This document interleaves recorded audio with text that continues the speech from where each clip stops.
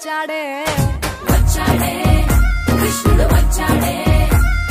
యమునా తీరాన ఉన్న రాధను చూశాడే చూసాడే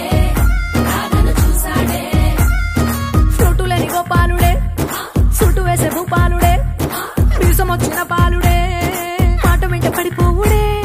కటిక చీకటిలో కన్ను కడతాడే వెన్న ముద్దలని వెంట పడతాడే కోల చేస్తాడే కాలమేస్తాడే మాయలోడు వీడే